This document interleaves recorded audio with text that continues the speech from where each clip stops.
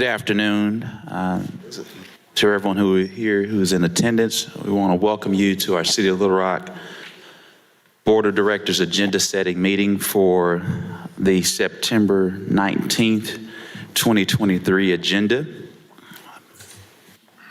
We have a couple of presentations for today before we get to the agenda, which include the 2022 audit presentation, as well as the JTS presentation on our insurance. And as many board members know, I've shared with them another presentation as it relates to MHA. I'm going to pass out a document from the local HUD office that I received today.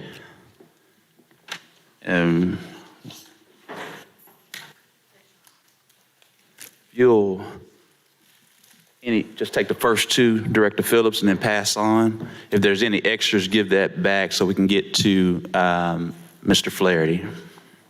It's 2 pages.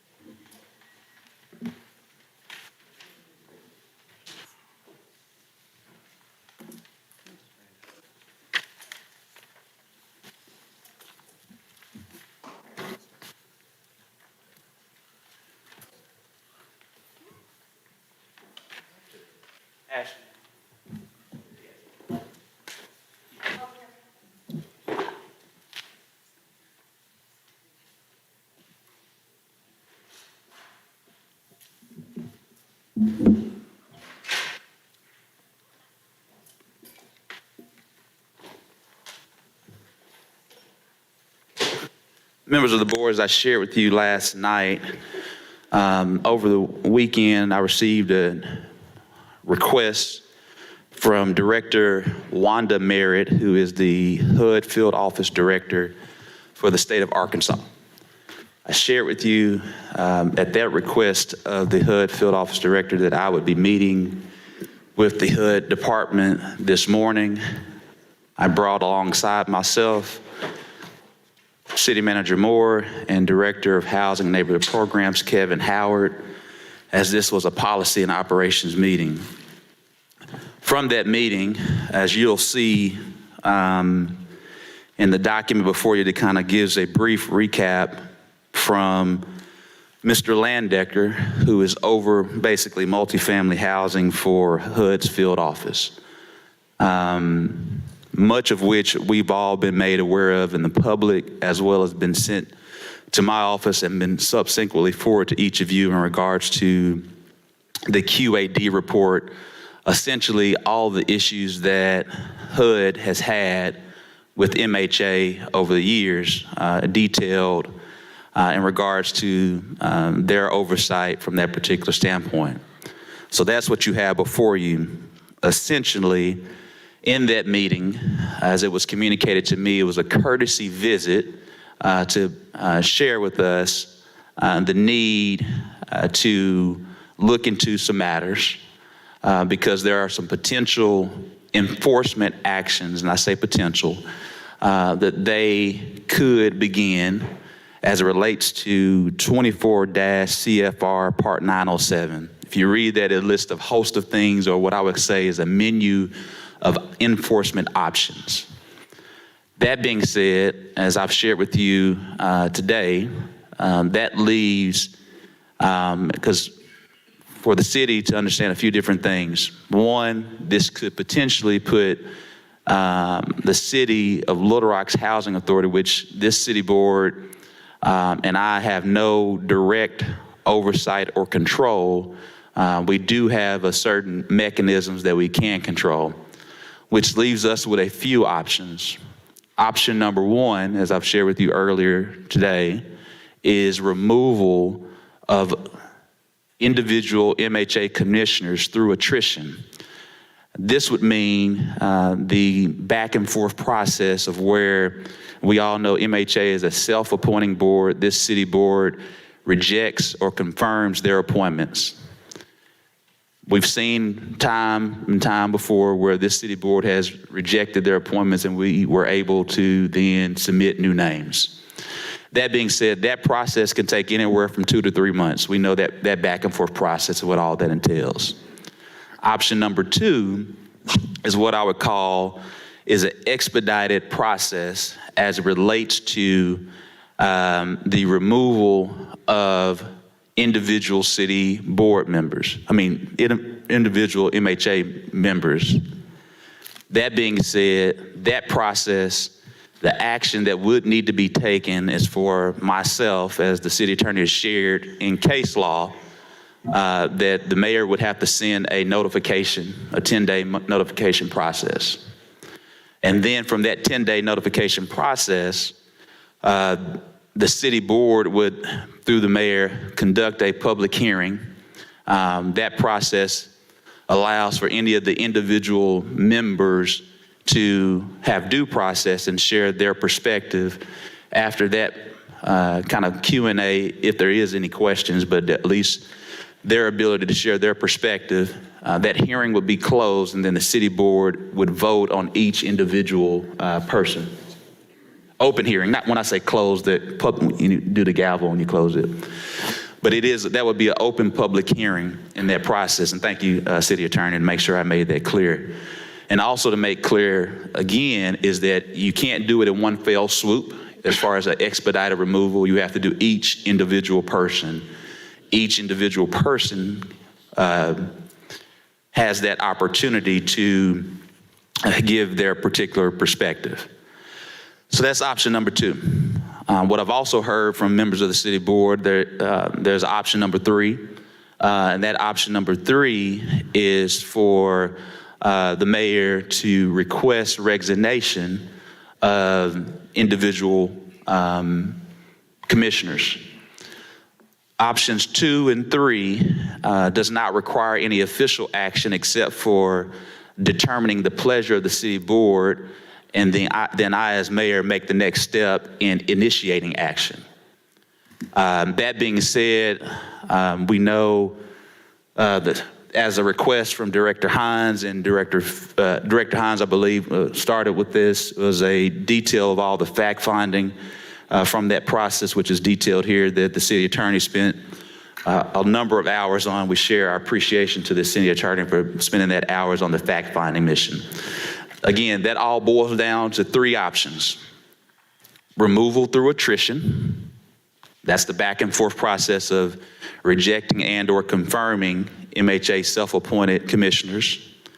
Number 2 is expedited removal, which takes me getting the determination of the pleasure of this city board, and then, sending out a letter tomorrow or later this week to start a 10-day clock to eventually schedule a meeting where you have a due process hearing between each individual board, MHA commissioner.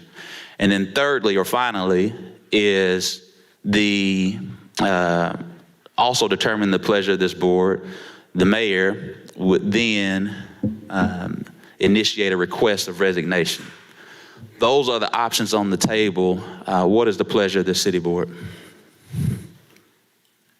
Director Hines. Mayor, I've been pretty clear to move on this without delay. So options 2 and 3, I think, are a must. I think if we have folks who are wanting to do the right thing, the easiest thing would be for them to resign effective immediately on the MHA commission. If they're not willing to, I think we go ahead and send the letter, and if they resign in the intermediary, there's no need to have a hearing on those. But I think getting a letter out tomorrow at the latest would be ideal. Thank you for that feedback. Thank you. Director Adcock. I agree. I think that I would see a 3, and then if 3 doesn't do anything, then go to a 2. But I think that we should ask them first to resign to stop all this long process and everything. And then, of course, if they choose not to, then to have number 2 available. Yes, ma'am. Thank you for your feedback, Director Adcock. Director Warwick. I agree with Director Hines in that we go ahead and send the letter. And then in that time frame, if they agree to resign, then we don't go through the public process for the interview. When I haven't digested all the information, but when I looked at it, a number of the members on this commission were in place in the 2018-2019 timeframe, which is my first idea that there were some issues with this, and they have not done some of the things that the HUD folks had told them to do back then. So this is fast forward 2023. There should have been plenty of opportunity to shore in the information, get on the right computer system, make an effort to resolve this issue. And from what I'm reading, what I'm seeing, it doesn't appear that was happening. Thank you, Director Wyrick. We do appreciate your feedback. Director Peck? Ditto. Yes, ma'am. Thank you for your ditto. Mayor, Trying to be brief. Director Lewis and then Director Miller. I just have a question. In the event of removal, who's going to make the corrective actions? Like what's needed to provide HUD? I got it, Tom. The answer would be is the action, I think we should be clear, the MHA commissioners hire the executive director. The executive director hires the staff. What I'm determining the pleasure of the city board is to take action. What I'm hearing is that pleasure and the request from the city board is to take action with the commission. And this would have no bearing on the existing executive director at this time. So the corrective action, to answer your question, is still at the behest of the current executive director and that staff. yes, Director Miller, I'm sorry. thank you, Mayor. I guess I should have raised my hand. I'm certainly in agreement that the board members need to be replaced. I'm trying to get in my mind the sequence of events, and it sounds like we're going in a direction where you would call the board members and ask them if they would resign effective immediately. And when would that phone call take place? Sure. As I have just heard from many members of the city board, is that the pleasure of the city board is for me to, number one, first, is to ask for those MHA commissioners to resign. If they decline that request, is to then send a letter to start the 10-day notification. So the phone calls would probably start tomorrow. Because I would certainly like the letter to go out. I'd like the letter to go out tomorrow, quite frankly. And I think we can juggle a lot of things. I don't think that's an issue. Okay. I think we need to give the fairness based on the pleasure I'm hearing from the city board is to start out with asking for the resignation, and then if we don't, then to send the letter. Okay. Is that what I'm hearing? I'm seeing a lot of shaking heads. All right. I didn't say that necessarily. Yeah. I'm just asking. You're asking the process, yeah. Yeah, the process, and then will the executive director have the resources that she needs to get? I can't speak for the executive director. I would assume whatever resources that the executive director has at this time is the resources that they would use.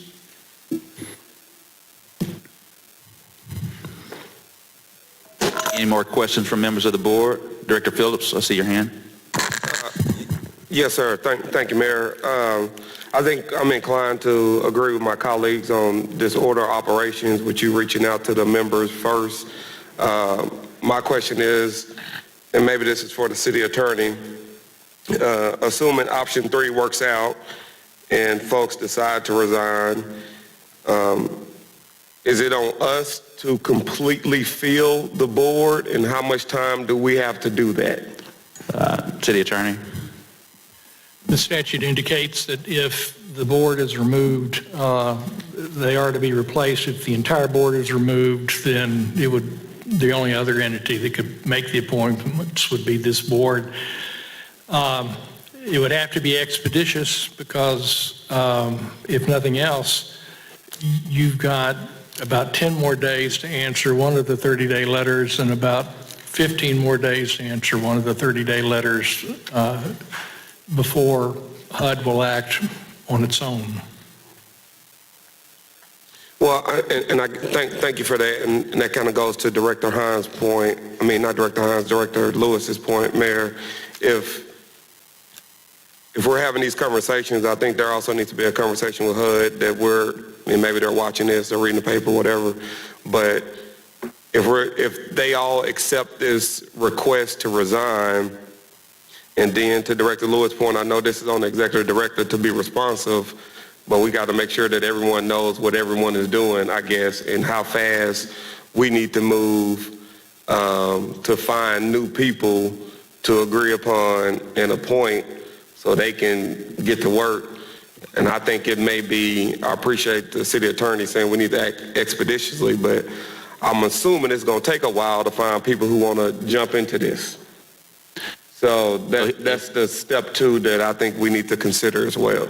I totally agree. What would happen is we would initially, through the city clerk's office, like we do for other commissions and like we have done with MHA, when this city board had the opportunity to make an appointment throughout their process, we would issue a notice. It probably would be 10 to 14 days.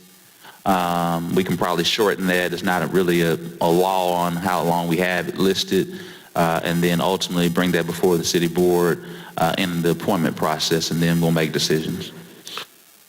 Okay, and I guess I'll request the city attorney, if you could research that and provide a memo to us, because again, I'm not as optimistic that we're going to find 5 people in 14, 20 days to do what needs to be done to lead this organization.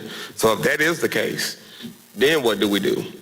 And that's maybe a question that takes a little digging, and I ask the city attorney to look into that for us and report back to us. And just in my understanding, the visit with MHA is that, well, not with MHA, with HUD, is that HUD would work directly with the MHA staff in that intermediary time.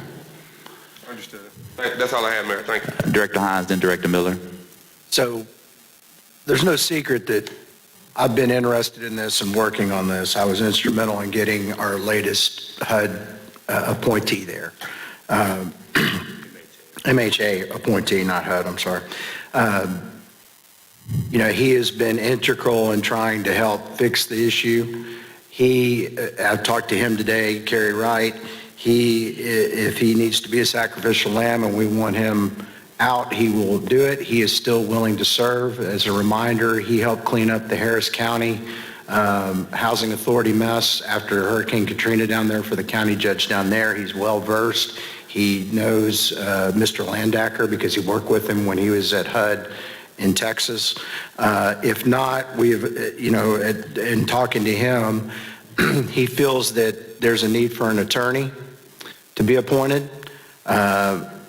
There is a need for somebody with some financial background, and I think some of the directors have been talking to some folks. I know that I've got a couple of folks that have reached out to me that are interested in helping, that care about the city, that care about that housing authority, that protects some of the most vulnerable in our community being protected, and they would be very stalwart guardians and would be some fresh eyes to work. One of them has an attorney, has a background in the AG's office, RDOT, and alcoholic beverage control. So he is very well versed in statutory law and the ability to make sure we're not getting on the side of the HUD regulations. So, but I think we can fill those positions in relatively short order, as I know some folks have been having.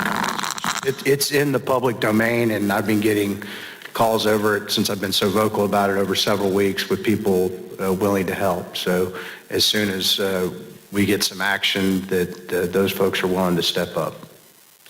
Can I respond? No, Director Miller, then you. Thank you, Mayor.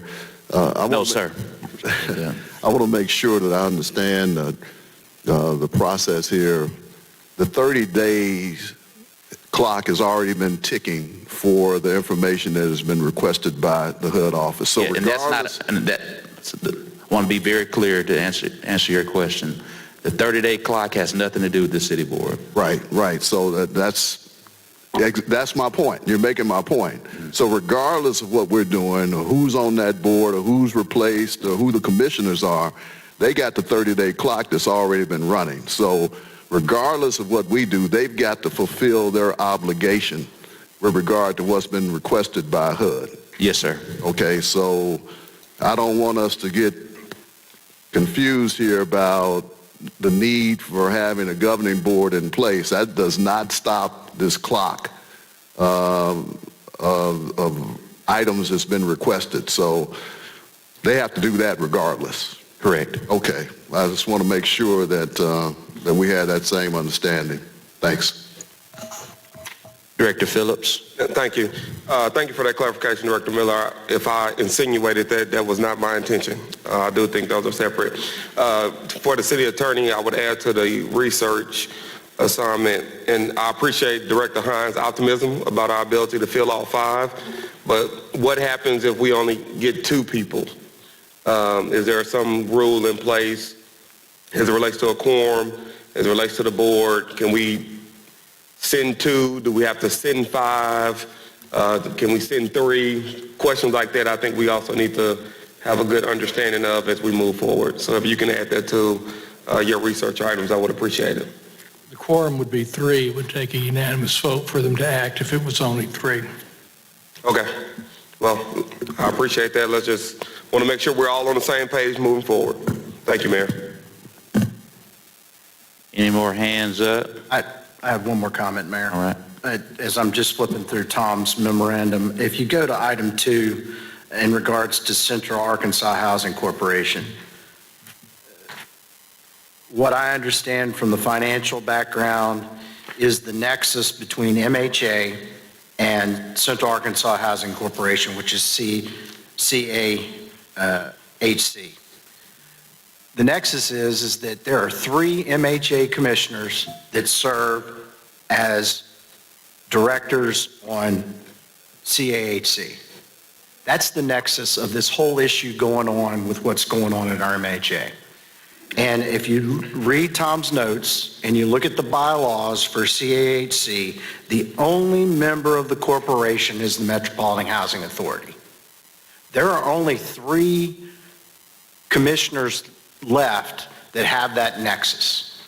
In my opinion, those are the only 3 that need to be removed. The 5th board member has to be a resident. He already tenders his resignation over family issues a month ago. I think that between Director Adcock and Director Miller, they know some folks that are residents in these communities that are willing to serve as that resident member.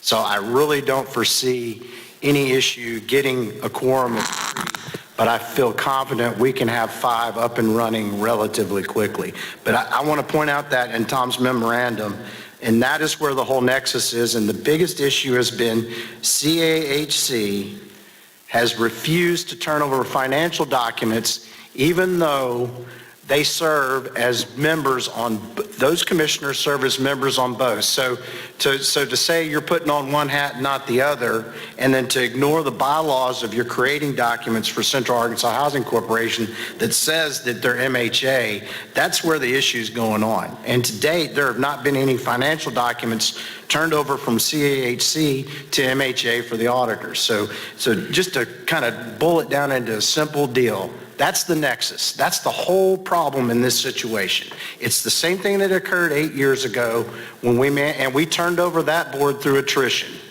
about this same time of the year, because I think we had the same deal happening where we refused to reappoint somebody, and then we had 2 commissioners came up in September, which gave us the ability to turn over control of the board. And that's when we appointed Brad Walker, Ted Dickey, and I can't remember who the 3rd person was. The same issues that were going on 8 years ago they're much worse today than they were 8 years ago, but all the dirty laundry was being done under the CAHC nonprofit entity that is part of MHA. And they've tried to operate this like it's some separate entity, and it's not. like some of the third party is. So I just want to draw everybody's attention to item 2, is that. And then item 3, the outstanding loans that are in default, those are loans that CAHC took out and have not made a payment to note from the documents I've seen that have been turned over me and Tom. It doesn't look like they ever made a loan payment. But that's it in a nutshell. And I appreciate the mayor meeting with HUD today. I will tell you, just in my cursory conversations with Kerry Wright and Mr. Landacker, that I think their feeling is if we can get control of the board, these deadlines that HUD's imposed probably have a little bit of flexibility. I know that the executive director is working on responses to them, but if we act, that gets us a star beside our name and by MHA's name with HUD that we're going in the right direction. That's just my take on and read on the situation. Thank you. Thank you, Director Hines. And I just want to be clear in response to that. One second, Director All right. Phillips. Director Adcock? Yes, I was not confused until after Director Miller's question. Okay, when you call them to ask them to resign, when are you asking them to resign? At once? And according to, I think, an answer to a question from Director Miller, they would be there to finish out this 30 days to get this done. So are we asking them to resign at once, or are you saying? What I heard as a request from the city board was to ask to resign immediately. As it relates to Director Miller's question about the 30-day response, staff is supposed to prepare that response for HUD. Now, if there was a commission if there's not a commission there, staff would submit it. If there was a commission there, staff still will submit it with the communication with the commission that's being submitted. Thank you. I did want to make sure that it was at once that we was asking them to resign. And just to be clear, are members of the board asking me to ask for each member of the commission to resign? I have no problem with Mr. Wright staying on. And I agree. I agree. Director Computers? Say aye. Brevities, I agree. So I'm hearing from majority of the city board is to ask for Am I going to everyone. ask everybody, Mayor? Director Come on now. Miller, I was just trying to go with majority, but okay. No, I have no problem with Commissioner Wright, because that's just been a recent appointment, so I have no problem with that person remaining on the commission. Okay. And with you saying that, I want to make sure the city board is clear as we go through processes. This city board put Kerry Wright on the commission and Dr. Brandy Peterson on the commission.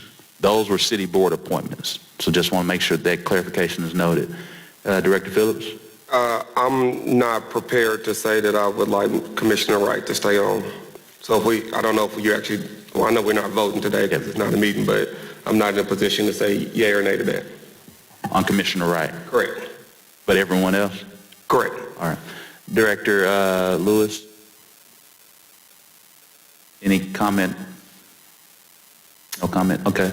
Director, you already made your statement. Well, no, I have additional color on your But- comment about resigning immediately. Well, hold on, I'm trying to stay in order. That's fine. Well, actually, Director Adcock, you asked for that, and it's Director Phillips.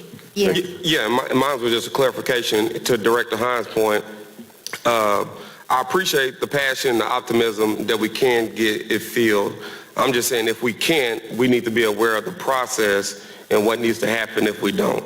If we get 5 in 2 weeks, great. But if we don't, then what? And that's what I'm trying to make sure that the city attorney gets for the city board.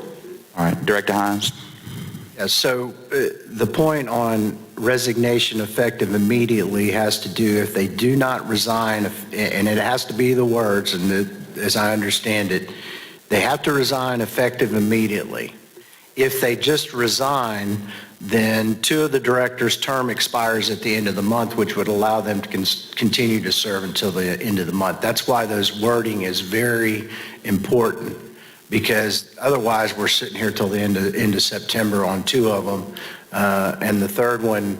No, I'm clear on what the city board wants. There's some legalities into why you ask for that resignation that way, and when they tender it in writing, it needs to be in those terms, because that's a direct severance of their, otherwise they would be allowed to serve until their appointments are put in place.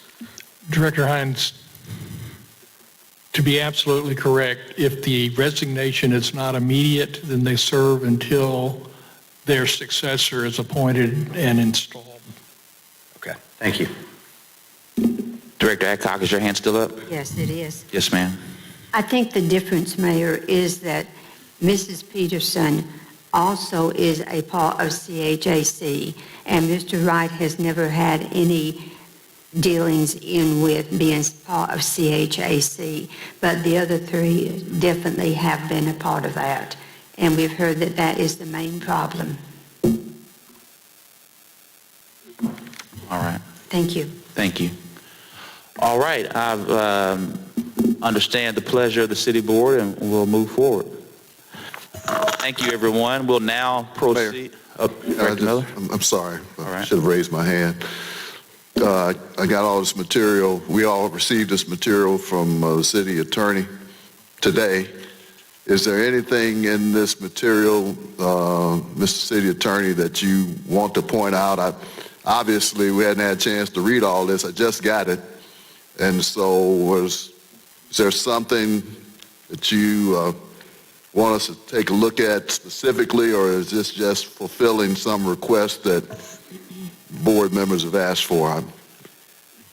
Director Miller, it's really a fact-finding over what I think are the major issues that are raised by the two reports, the one that was done in 2015 and has never been fully implemented, and the one that was done and released on September the 1st of 2023, which the mayor sent to you last week. Together, that's 42 pages. On the most recent one, there's 7 findings, and then there's numerous areas for suggestions to have improvements. There were findings in the 2015 with suggestions, and that was not fulfilled. And I think that's one of the things that has created the greatest concern by HUD. I didn't go into each item or each suggestion because I was just trying to get your attention that this is incredibly serious, and here are the biggies. And the memorandum would have been a lot longer, but I said it's got to be cut off someplace. Okay, so sort of like an executive summary, sort of. It's not quite that good, but, it's not War and Peace either. Okay, I just want to make sure how much homework I got here. Thank you.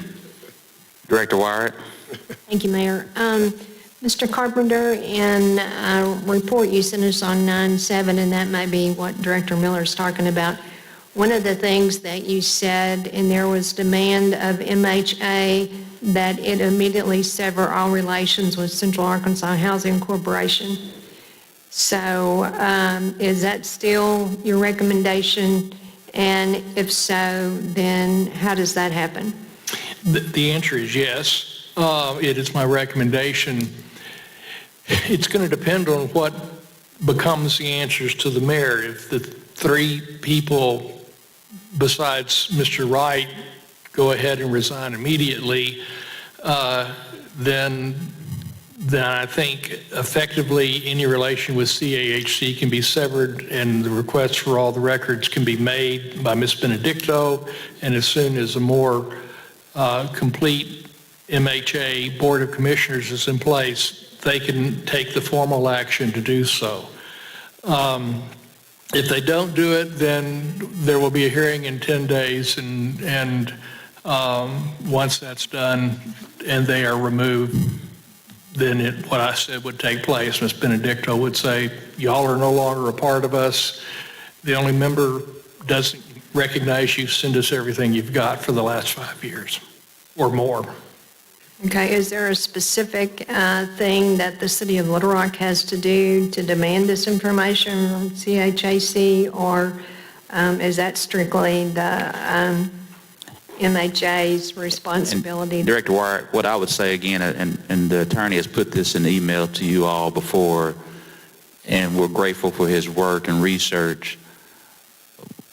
The city of Little Rock can only do the things that we discussed today. We can make demands all we want. They're not mandated to adhere to those demands, but the city of Little Rock can do the 3 options that we discussed today. Okay. So then to get the information that is required, has got to be done by MHA to CHAC. That's Yes. their responsibility. And I guess they have an attorney on staff, MHA does, They have on contract. on contract?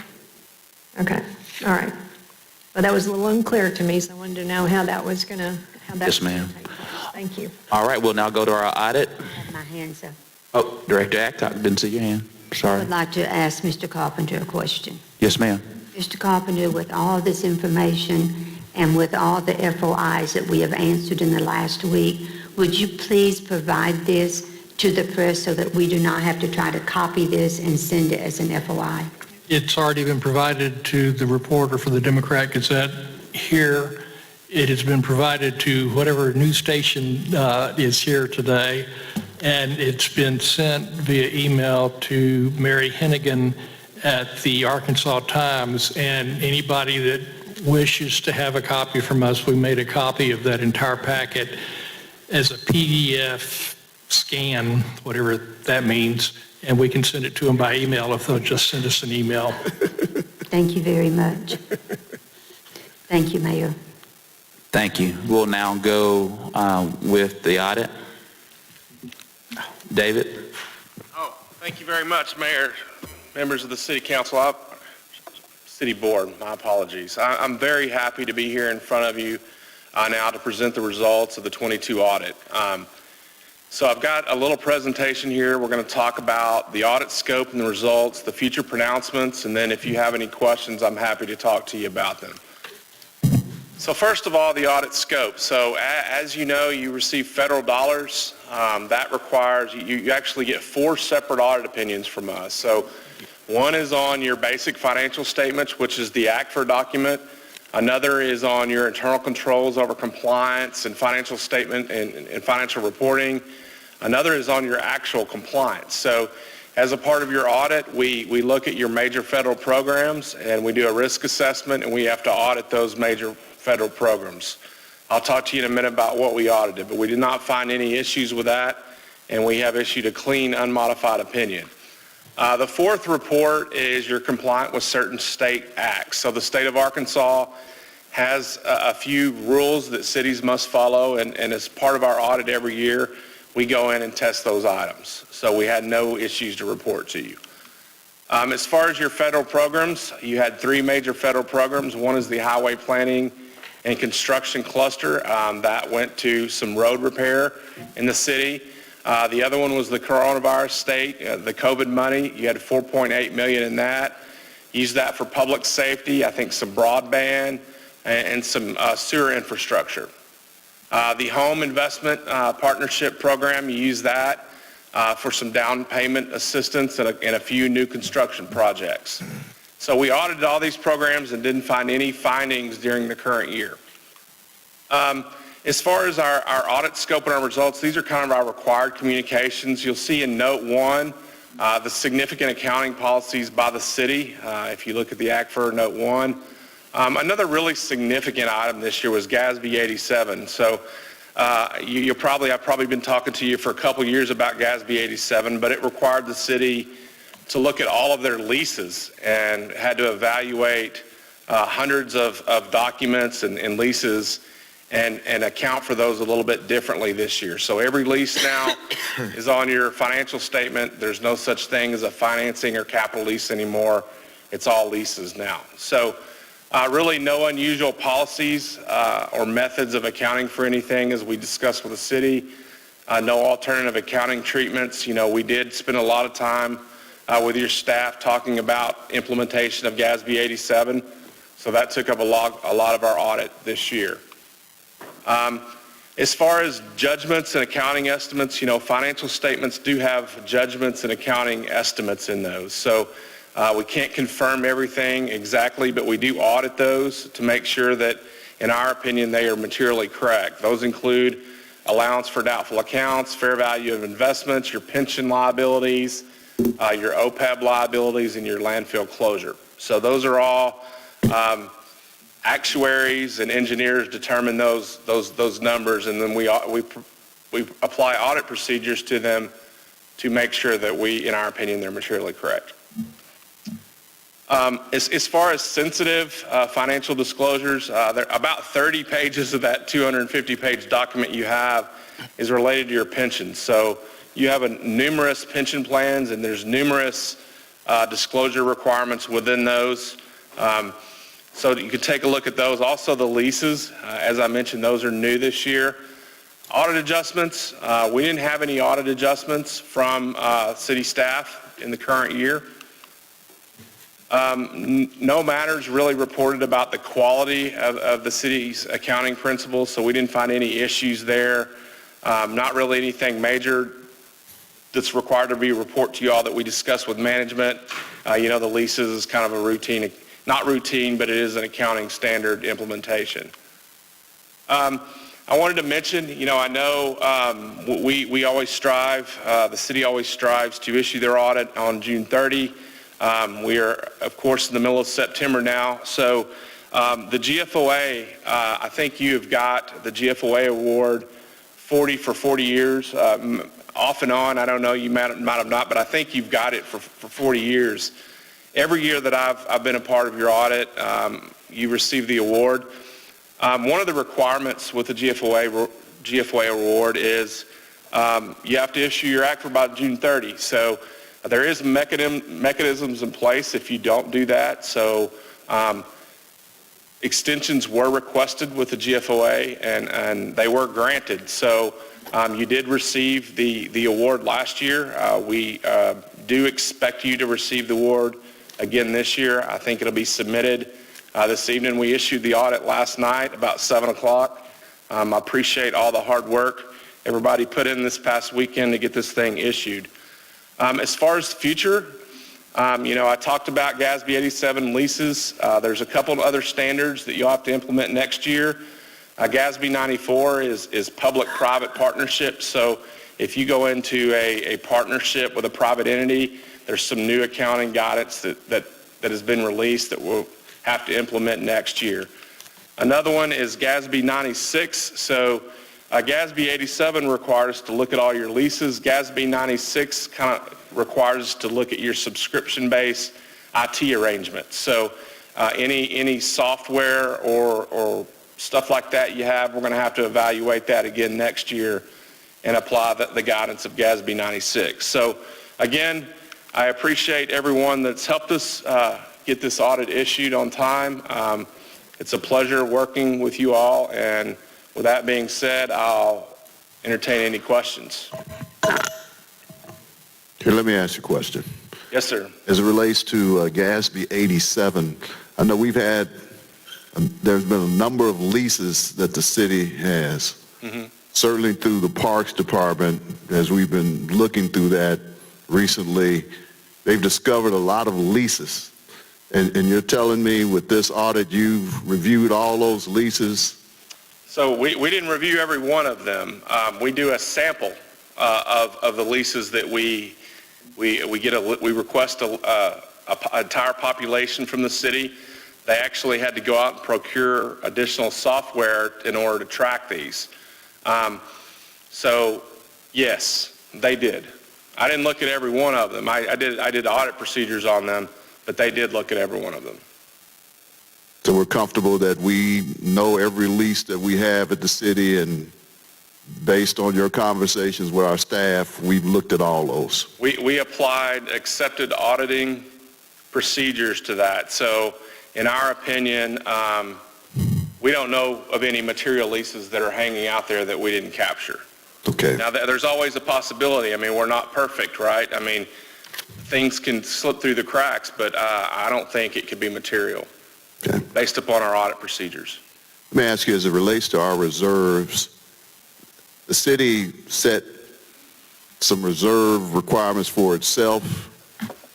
Is that any federal requirement that we have to have so much in reserves, or is that a city goal that we have? And if so, are we at that goal? The reserves are more with you all as those charged with governance. There may be certain requirements within your bonds to have reserves. We didn't find anything that was out of compliance with the bonds. Okay. Thanks.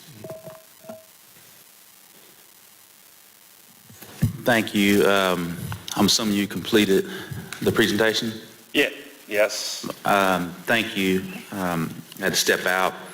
Before I give some final comments, I see Director Phillips. Yeah, Mayor, and I just want to thank you and our financial department team.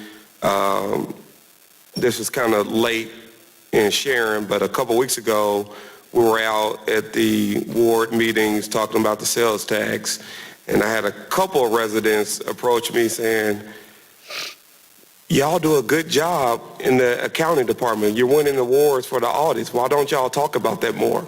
And most residents don't get in the weeds like that, but there were a couple who did, and that's a testament to, obviously, our leadership with Director Linehan and you providing the audit protocols that we have in place. So I want to thank you publicly and thank you for your work. And on behalf of the citizens who pay attention to those things, they were grateful that we are in the position that we are in financially, and I wanted to state that publicly.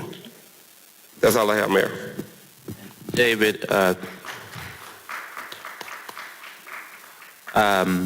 I get these final comments, David, just thank you and Forvis for your hard work and working with our team.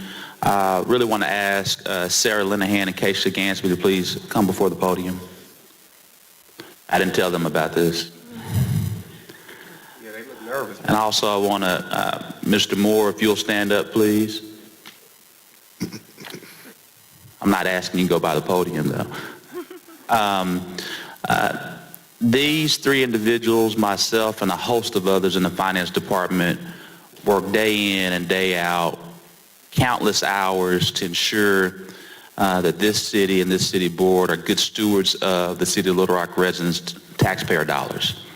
I want to thank David and Forvis for recognizing 40 years of GFOA awards, and that you expect that we will continue to receive that, even though every now and then you have to get an extension, but that won't impact our awards. We still remain in compliance within state law and within GFOA.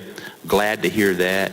But it's a testament to the leadership of our CFO, our interim CFO, and our city manager and our entire Office of Executive Administration team and finance team. And so they don't get enough praise and thank you. And so I want to share their appreciation to them, and also that we're bidding farewell to Sarah, who's been working part-time, members of the city board, to ensure that this happens. And so as we transition to our JTS meeting, I just want to say thank you and give you all a round of applause.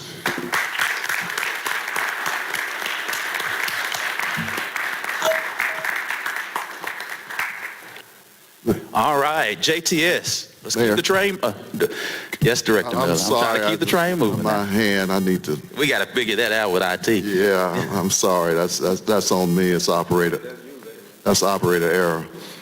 I certainly will get a chance to take a look at this, but just a general question. Did we have a surplus last year? And if so, how much was it? We do. There is a portion of that is assigned, which means the board has already designated special projects, that some of that has been earmarked for certain things. You will find that reported in the governmental fund financial statement. And I also want to let the residents know that the audit is posted to the city's website. It's available for their viewing. We'll be submitting it to GFOA tomorrow. We were granted extensions, so we are still in qualifications for the award. And then we're also uploading it to the EMMA repository, which is the municipal bond repository, to go along with the debt disclosures we already did back in June. But it's a requirement that it be posted within 30 days of the issuance of the audit, and we will post that tomorrow as well. Okay, let me ask you, how much was the surplus? was approximately $21 million. So we had a $21 million surplus from last year.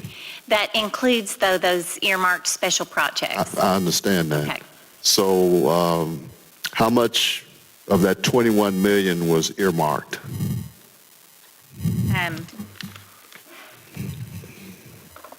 There's fund balance, that not all of the earmarked money, it's not designated just for the current year that's earmarked, but a good portion of that is already earmarked, the vast majority of it. We actually have in the statement of net position, it'll show you the different categories of fund balance. The assigned is the portion that you have earmarked. The unassigned is the portion that is available for allocation in total. And so that's where that. Okay. Well, I'm just curious because, you know, we have a $21 million surplus. Or some of that was earmarked, I understand that. But I want to be clear and make sure I understand that we have funds. We do have funds. I do want you to keep in mind, though, and we've talked about this in the past, the city has a 10% of annual budget type of a designation for a reserve in order to have sufficient operating cash flow. And your general fund budget is in the neighborhood of $200 million. So we're where we should be. So what I was asking, though, this would be over and above the reserves. Is this over and above the reserve? The restricted reserve, because it's completely under the control of the board of directors and there's no external controls over it, the restricted reserve is combined with the general fund, as is the special project fund. All three of those are under the complete control of the board, and so in the audit report, those three funds are combined as the general fund. Yeah. You know, it's tough for me to drill down in this report sometime to get to the specific answers to questions I'm asking you, so I appreciate your patience with this because you could probably tell me Director Miller is in the book, but it's hard for me to find it in the book sometimes. That's why I'm asking these questions like this. And so how much do we have in our reserves right now? Okay.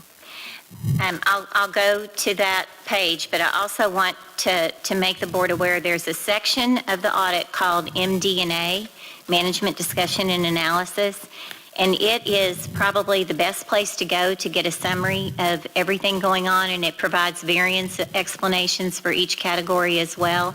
It's towards the front of the book, and as you open the audit online, you can click anywhere in the table of contents and it will jump you to that section, okay? So in our governmental funds statement of net position, the total net position, which is fund balance, is $83 million. That includes, as I mentioned, the general fund, the restricted reserve, the special projects, and seized funds. Those are all grouped together. Of that amount, $1.7 million is non-spendable, and that's things like prepaids or inventory that you can't spend. It's not cash. $39 million was committed. That, I believe, is something that is restricted internally. Then there's $38 million that is assigned, which means the board has exactly designated how that is to be spent. And then $43 million, which is unassigned. Now, that's not all from this current year. That's the cumulative fund balance. That's like the net worth of the city general fund. Okay? Now, again, this is on fund-based reporting. The part that shows the city as a whole, like a consolidated corporation, that's the government-wide net position that's in the front. Okay? So you can see that too, and that includes the value of the city's infrastructure, streets, roads, bridges, everything. So again, with the city's adopted budget last year for the general fund, the street fund, waste disposal, vehicle storage, fleet, parking garages, was over $330 million altogether. So it is important to have adequate reserves for cash flow. Our revenues do not all come in at the same exact time as our expenditures go out. So we do need to have time or have sufficient coverage. And then as you heard David mention, our bond covenants require certain coverage as well. But all of that is here. And again, I would refer you to the management discussion and analysis. It's maybe 20 pages of reading. Well, I appreciate that, and Mayor, I'm not going to belabor with a bunch of questions. I can meet with the finance team to ask some of these questions. I don't want to string this meeting out with that, but certainly I'm curious about the $43 million that you talked about. I'm curious about the surplus, and I want to dig down more into that so I make sure I understand that. So, but I don't want to belabor this. We'll get you a scheduled meeting. All right, thank you. All right. JTS. Great job, team.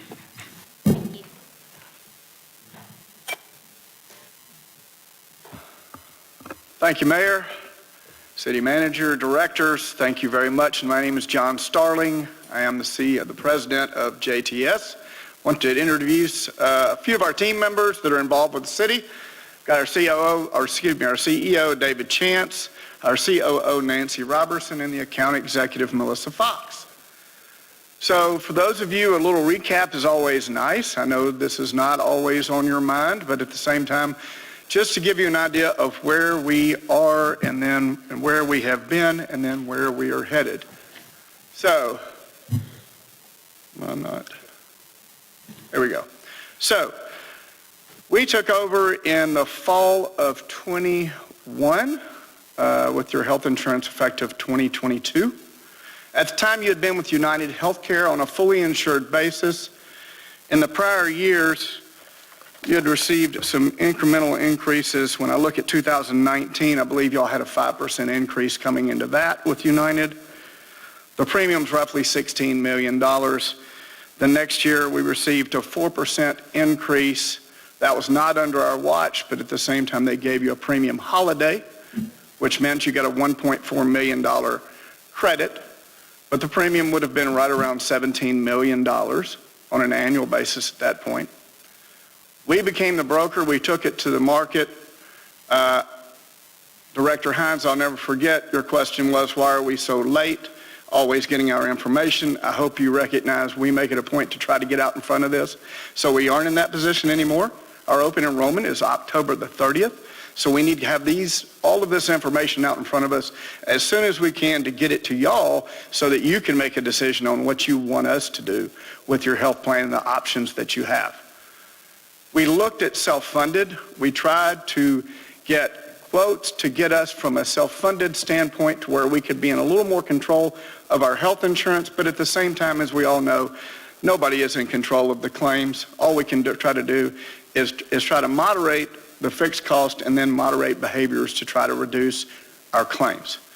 We couldn't get a competitive quote on the self-funded side, but we did get Cigna came into the market, gave us competitive material, and we got United Healthcare to drop their rates, and we stayed with United Healthcare in 2021 and then 2022.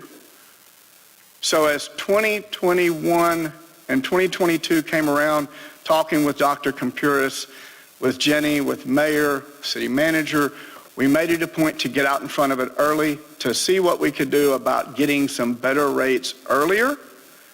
And we got United Healthcare to come back and give us a rate pass well in advance of when they would normally like to do that on a fully insured basis.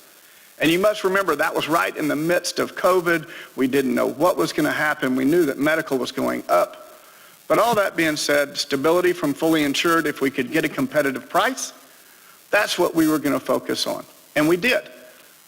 But Cigna came in and gave us a dramatic rate decrease. Competition begets savings in a lot of cases, not all. But that being said, United Healthcare would not lower their rates to get down to where Cigna was. And we did what you have to do in health insurance, which we don't get the opportunity that often, but we did, and we got a massive decrease. So we reduced the cost by $2.4 million. When you do that, you reset the bar. And when you reset the bar, it makes a huge difference from any rates that we get moving forward. If you look at our trend line that we've got on the board up there, you can see how we were rolling if you look at it, the blue line is the premiums that we pay to the insurance company. The red lines are the claims that we incur as employee groups. And if you look at 2022, you can see that we were running well below claims versus premium, which is what allowed us to go back to Cigna and let them give us a massive rate decrease. You can see the premium line as it goes down, but you can also see the claims going down.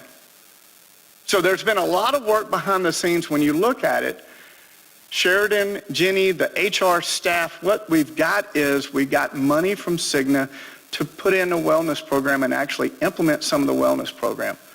I'm not saying that's what caused all our claims to go down, but it definitely didn't hurt. That being said, when you look at our claims versus premium, you can see the claims are now trending back toward the premiums themselves. So what we're doing is we're looking at getting claims, though, from Cigna that started in January. And now we're getting claims. Claims take about 90 days to run out. So if you think about what I'm saying is if I go to the hospital, I have a heart attack in 1st of November, my claim on the heart attack, most of those claims are not paid until January and February. So they don't really hit the books at that point. Well, when Cigna took over in January, any claims that were incurred prior to January 1 fell on United Healthcare. So you've always got a little bit of a lag there on the first of the year on fully insured because a lot of the claims have not come in. So if I move forward to, I'm moving back. These are the premiums that we had if you look back in the past. 2019, we wanted to show you how many actual participants we had because that could be indicative of what the premium is. But if you look at it, you can see the premium was steadily $15.8.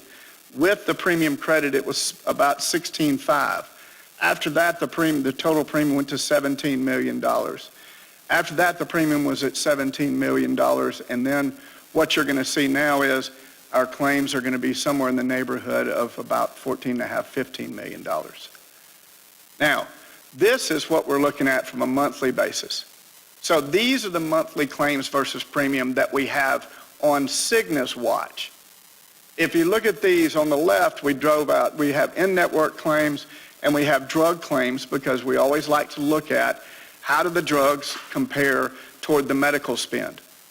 What we see now is the drug spend is catching up and a lot of times surpassing the medical spend. All the drugs that you see on TV are not cheap. They are on TV for a reason. And ultimately what we're looking at, though, which is a good thing for the city, is that our claims utilization on the pharmacy is still lower than it is in the industry average. That is a great thing.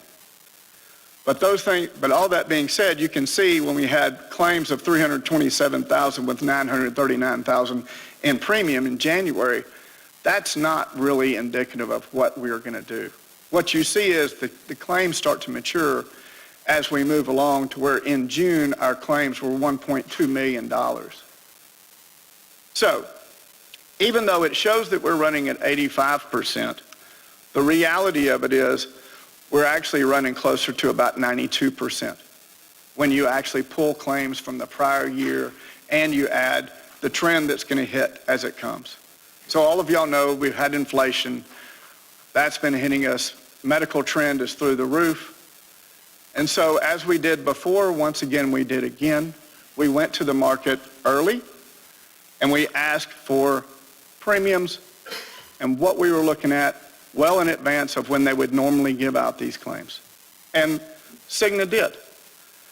And Cigna gave us what I think is a very reasonable offer when it was all said and done. There has been a lot of negotiation, just like I think the mayor said about the financial side of it.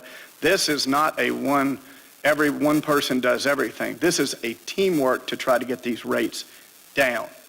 So what Cigna started out at is 11.7% increase. And when you consider the fact that we're actually running, if you take medical trends running at about 9%, inflation's running at about 6%, that's really not an unrealistic renewal offer. But what they did come back and said, if you'll negotiate with us early, and we can do this to where we can try to lock this in early, we'll give you a better offer. And of course, we said, sure, tell us what it is. And so they started out at 7%, 7.5%, somewhere in there. And as we work this down with the HR team, with the mayor's team, and everybody else, we got Cigna to come in at a full 0.75% rate increase. I do not like to deliver increases. I promise you that. We are not compensated on the medical. So an increase does not impact me one way or another. But I will tell you, a 4.75% rate increase in this environment, and with everything that's going on and with our claims running roughly about break even, I think it's a very realistic and a very fair offer. And so with the medical increase, what we're looking at is roughly $755,000.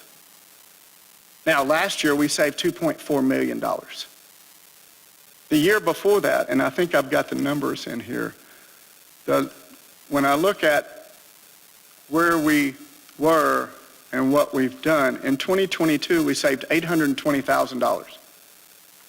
In 2023 we saved $2.5 million. Now, in 2024 we got rate passes on everything else. What that means is all the rates stay the same except the medical. And on the medical it's a $755,000 increase. The net savings over the last 2 years is estimated at $2.5 million. So what I wanted to go back to is show, though, is when you negotiate with these carriers, we want to make sure at Delta Dental that we didn't get a rate increase, because if we're going to get a rate increase in the medical, I don't want to get it on anything else, and they gave us that. We got a rate pass on that, and we got a 2-year rate guarantee. On VSP, we got a rate pass and a rate guarantee. Lincoln Life, who has been a good partner, but has paid out a lot of claims. Some claims, questionably, whether or not they should have paid it, the prior carrier did. It's irrelevant to me other than the fact they've been a good partner, but they were going to give us a 15% rate increase. We don't accept rate increases. We go out to market. We went out to market. Symetra came and matched the current rates that we have so that we have no rate increase on that. We got a 3-year rate guarantee. And so when you look at that, we're looking at Aflac. We have that as a policy that we actually got a rate hold, and we also have a rate hold on the cancer policy and the universal life policy. So the only increase that we have is the medical. Like I said, I am not going to sit here and tell you that I'm happy that we got a rate increase, but at 4.75%, I think we did okay. We do have it broken out here at the request to make sure that everybody sees here's what the spend looks like and what it looks like per tier on how much, what that cost is, and how do we come to the $755,000 in total increase. And then the next one, this slide, is going to tell you how it impacts each class of employee. And so I can't read this from here, but I think I can tell you that as an employee only, on the base plan, the city pays 100% of the plan. On the employee only, on the second tier plan, the increase was roughly $3. And on the buyout plan, the increase was roughly $4 or $5. I'm not telling you I like increases, but that's not terribly bad. And considering the fact that there was a rate decrease last year. So with that being said, I'd like to go and talk about some of the new offerings, and know that I will come back and we will answer any and all questions as they come up, but I thought we'd go ahead and run through the new offerings themselves. Thank you, John. Thank you, Mayor Scott. Thank you, Board of Directors. As John mentioned, Lincoln Financial came in for the basic life, the voluntary life, the long-term disability, and the critical illness with a 15% rate increase across the board. We, again, used competition to be able to go to market. Symetra came in with a very aggressive offer of matching all of the current plan designs and matching all current premiums. So both for the city, for the employee paid life that you provide your employees, as well as the voluntary benefits that the employees pay for on their own. All of those plans will stay from a plan design standpoint exactly like they are from a benefits and what's covered and what's not, all for the exact same premiums that you're paying right now. Symetra also brought to the table a number of additional value adds in appreciation for having an opportunity to quote on the business. Those included travel assistance for employees, an identity theft program, an employee assistance program that provides 5 face-to-face visits per year for employees. A couple important components of the products with Symetra. They are honoring any prior coverage that employees have. So if you have critical illness, long-term disability, life insurance with Lincoln Financial now, employees will be able to have those policies come over with no questions asked. Additionally, they are offering guarantee issue offers on products for those employees who may have declined critical illness in the past. If they've now had a medical issue since that declination, they can now get onto the Symetra plan without any medical questions hindering their ability to get coverage, which is a huge opportunity, and it's something that we, along with the HR department, are going to stress greatly just to make sure employees understand what a good opportunity that is for them for new coverage, even if they've had medical issues in the past. One product that is new for this year, after working with the HR department, we don't take product recommendations lightly in terms of adding new benefits, but when they're driven by data, we feel like they always stand up. So from a hospital indemnity standpoint, we went through the claims with Cigna, and based on the results that we found, there were quite a few hospital admissions and multi-day stays. So we felt like adding a voluntary hospital indemnity policy would be a good opportunity for employees, especially those that know that there's a surgery or some sort of hospitalization in their future. This is a guarantee issue product that when we went through the data last year, had employees, all employees that had had a hospital admission or stay, had those policies, they would have been paid out somewhere in the neighborhood of $70,000 to $170,000. So from our perspective and HR's perspective, it's a great benefit to offer on a voluntary basis for employees. Nancy, would you mind stepping through the medical transport? Yes, thank you, Board. The last two optional benefits are going to be these are options that are available to the employees. These are not provided by the city or employer paid. These are just voluntary benefits. One is a MASA, which is Medical and Air Ground Ambulance. As you know, ambulance expense is extremely expensive. So what this is a plan that pays if someone has a air or ground ambulance in Arkansas or anywhere across the United States. Again, with the deductibles and copays, this helps offset those costs. If any of you have ever, unfortunately, had, especially an air ambulance, you know the cost on that is extremely expensive. So this helps with offsetting those costs. A couple of unique features that this does have, which is new that they've added on for this year, is one is if you go to a facility, a lot of times if you're in an ambulance, many times you end up having to go to a second facility in an ambulance again. It pays for that second ambulance expense. It also provides, if you are out of state with your children and you are unfortunately in an accident, it does pay for airfare to get your children back home. And many of you travel with your pets, and your pets are part of your family. It also provides a benefit to get your pets back to your home as well. So those are just some value adds that are part of this program that we think will be available. That again is just an optional benefit. The last is Simple Will. So Mr. Miller, we had talked about Simple Will earlier in the year. So the Simple Will program As you guys are aware, it provides a last will and testament, as you can see, a general durable power of attorney, a living will, HIPAA authorization, and personal property memorandum. Many people do not have a will, so we have worked with, Mr. Starling has worked to provide a simple will program. The great thing about the City of Little Rock is we will be providing this at no cost to all first responders. Mr. Miller, you asked us if we would put 911 in there. We did. So 911 will also be included this at no cost. As John said, we will be doing the enrollments October 30th through pretty close to Thanksgiving. For all first responders, when we meet with them individually, we'll be working with them to let them know about their free offering, getting that set up, providing them a special link that they can go to get their appointment, to make sure that those people have an opportunity to get this will program set up for them. So again, we're offering to all employees of the city, but excited that we are able to provide those people who are those first responders an opportunity to get this at no cost and really provide a very valuable asset to them. So with that, we'll turn over any questions you have for John, David, or myself on any of the options.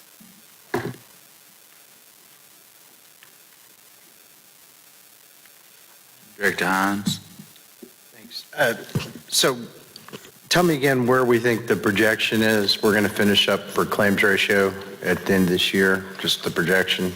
So at this point, like I said, we're working with roughly, when you think about it, 6 months, 5 legitimate months of claims. Right. But based off of what we're actually projecting and shooting out, we're going to end up right around 96% claims to premium.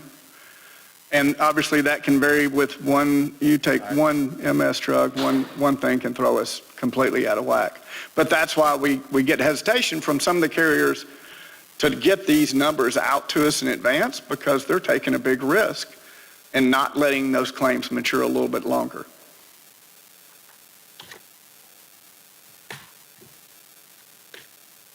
Director, he just stepped out. Well, unless he has a question, we'll just bring you guys back. But first and foremost, just want to share appreciation, JTS, and to Jenny and Sheridan and the entire HR team to get us to this point.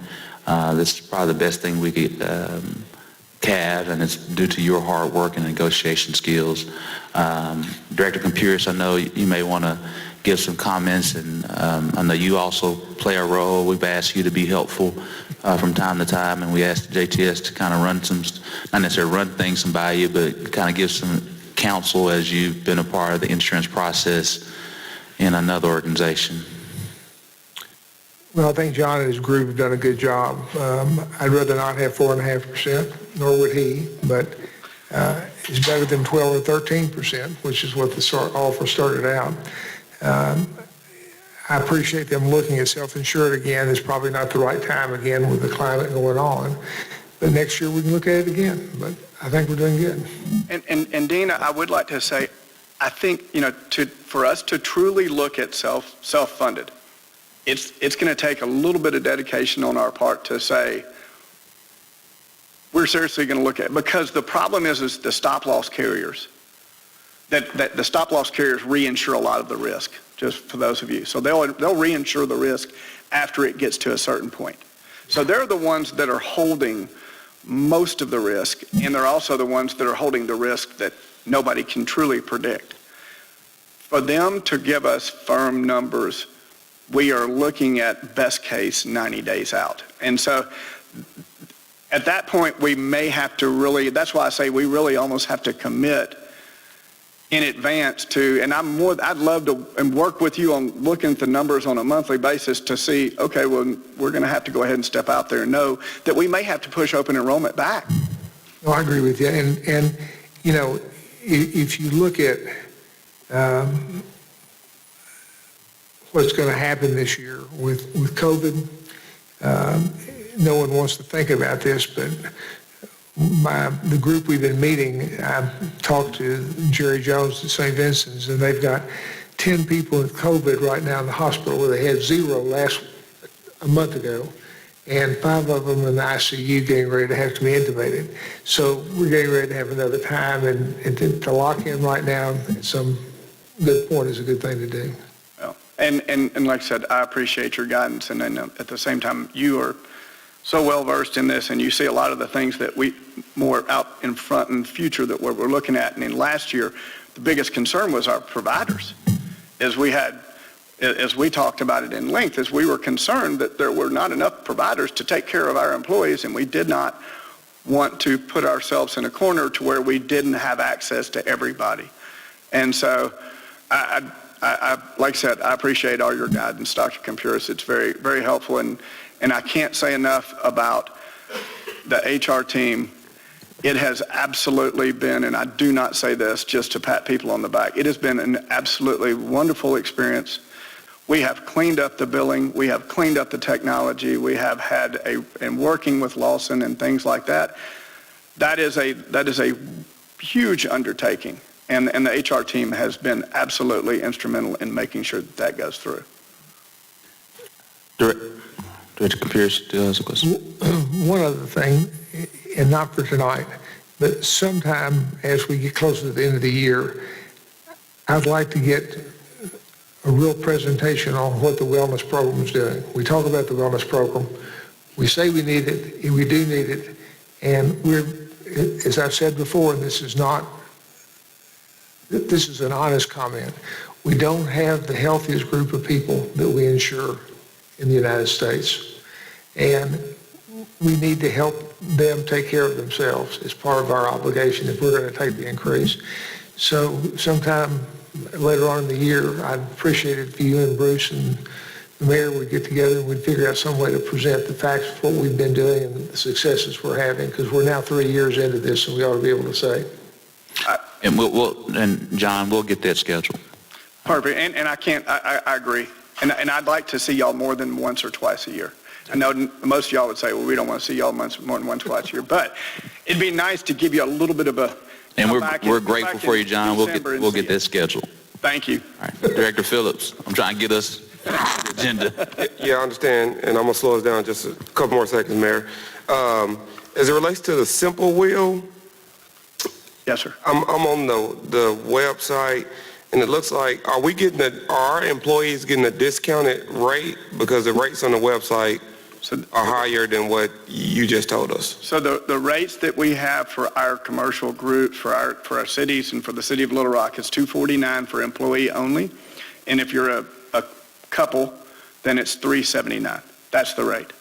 Okay. I don't know what the rate on the website is if you went through another attorney. So we're approved by the Arkansas Bar. We have about 10 attorneys that actually use Simple Will to do their will prep and docs.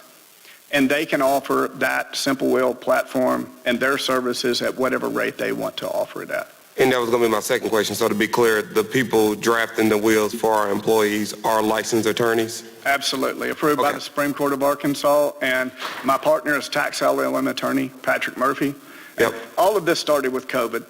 I saw people on TV that couldn't get a will, they couldn't get to their checkbooks, and because their spouse was in the hospital and ICU and nobody could see them. And so we are doing this really, I want to do it as, I feel like I have an obligation as a recovering attorney that we do, and I know you'll have time, but I'm no longer practicing, but I have an obligation to try to provide this to everybody that can't normally afford it. And that's the whole thing. It takes 10 to 15 minutes to complete this.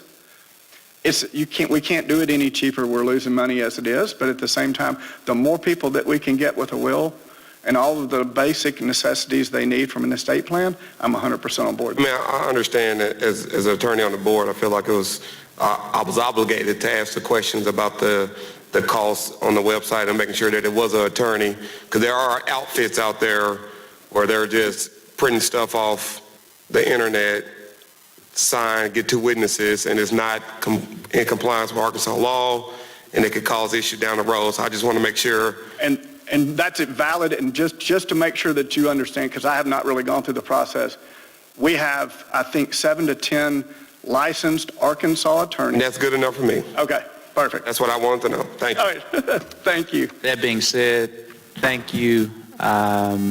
JTS, the entire team. Thank our HR team working together to get us to this point. You guys have a great day. Thank you. Thank y'all. All right, members of the board, we'll now go through, thank you for your patience. We'll go through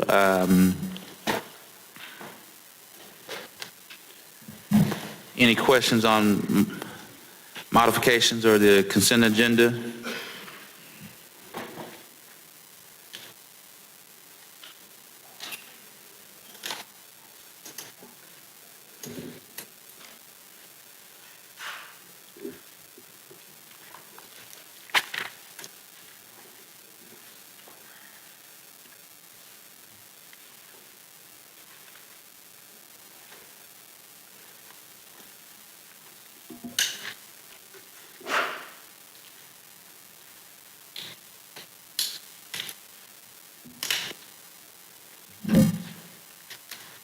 Seeing none, I'll transition to planning and development. Any questions on planning and development? Mayor, I need to pull item 23 off the agenda. We'll pull item 23 off the agenda. Director Adcock? Yes, item number 25, I'd like a presentation. Director Collins? Director Miller, do you have anything? I saw you. No, I was going to ask about ordinance 23. We're pulling that. Because of the ownership, and since it's been pulled. Gotcha. Mr. Collins? Mr. Collins, is this a boarding house or is this a group home?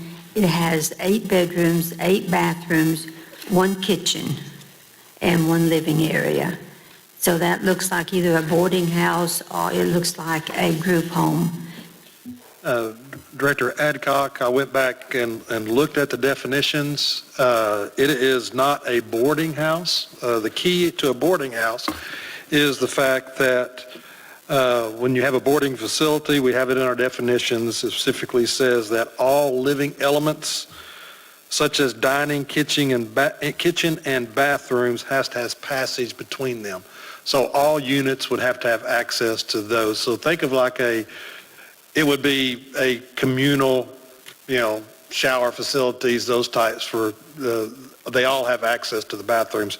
These have individual bathrooms for the units. The only thing that is common is the cooking and the dining facility. And I went through and looked at some of the definitions that may more fall in line with that. Now, please keep in mind that we're talking about a planned development. So the conditions is what the board approves. It's not going to align.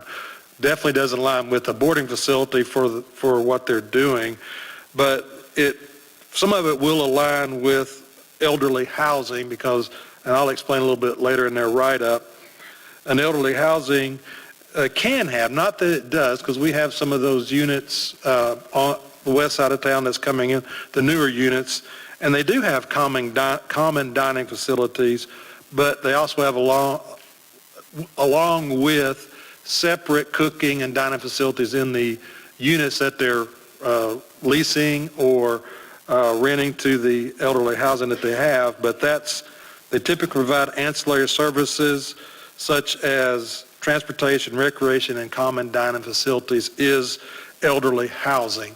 So there is an aspect of that also that would fall under this because this is just the cooking and the dining facilities that is common, for the facility. SMH Care and Services, what type of organization is that?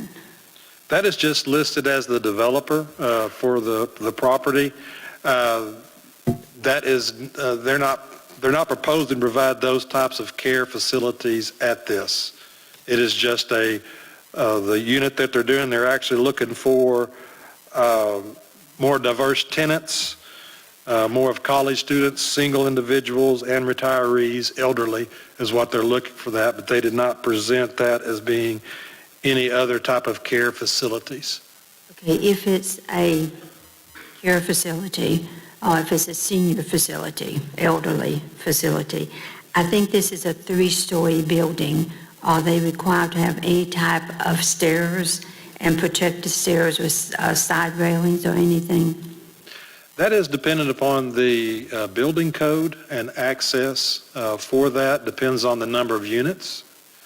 I can provide that answer to you before Friday, but that really is dependent. Once they apply for a building permit, they can provide access at lower levels, just like every unit in an apartment complex does not have to provide ADA access. A certain percentage has to, and the location is what they choose on that.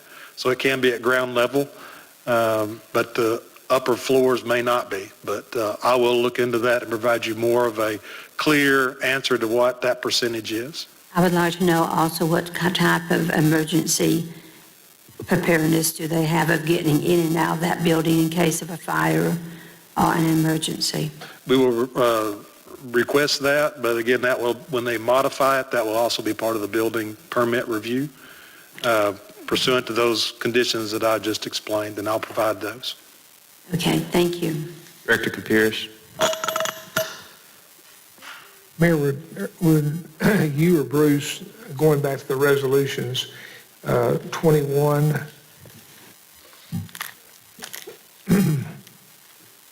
talk to Greg at MIMS and make sure that what we're doing here is not taking business away from another organization we support? Yes, sir. Director Miller. Thank you, Mayor. Jamie, let me ask you again on 25, since it's 8 units there, talk to me a little bit about the parking, because obviously there's no parking on Chester Street.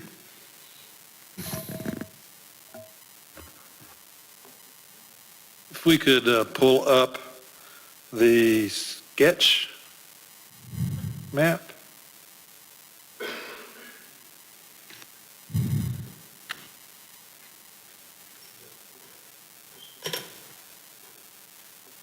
If we could zoom in a little bit, Director Miller, if you look at I would say the rear of the property, there's a alleyway. So some of the parking is allowed to be on the roadway because it is a public street, so they're allowed to park on the roadway. But other access and parking will be available off of the alleyway at the rear of the property. So you're saying parking on Chester Street?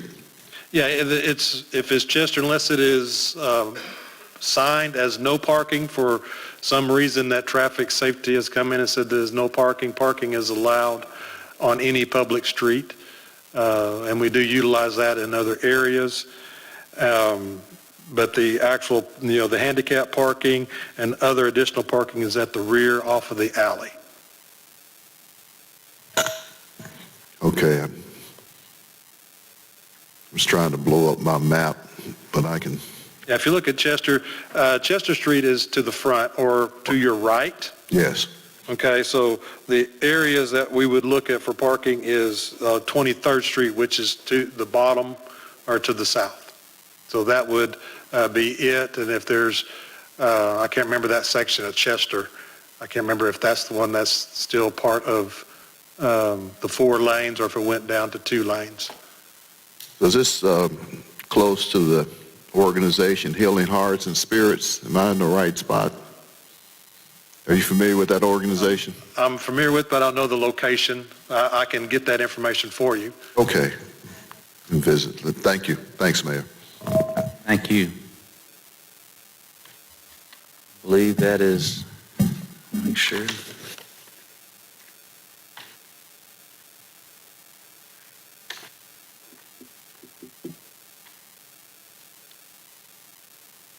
Director Capers, your hand still up? Director Capers, is your hand still up? Members of the board, any questions on item 29? Director Peck? No, after. Sorry. All right. Any questions on item 30? Director Wyatt? Yes, sir. I serve as your liaison to the Planning Commission, and we remanded this improvement district to the Planning Commission for them to make some judgment on, and they didn't know what to do with it. They've never had an improvement district come to them. And from what I know about improvement districts, it really wasn't appropriate for that to go to them, because the way the improvement district works is you have commissioners, and then you have a majority of the property owners that are in the improvement district, and then it comes to the board, and then we approve it. But what came out of this was this improvement district is being developed in a subdivision, and there were 3 or 4 folks that came and testified about the development and the fact that this development created water issues for some of the property owners around this new development. And there were supposedly a lot of changes from the original plat that was approved, including the access on the street that went to it. So I think that's the reason why we were trying to come up with a way to resolve the issues with the water. I don't know how the changes were made. I don't know if they were made under administrative review, but it appears to me that the drastic changes that were made should have gone back to the Planning Commission for them to look at.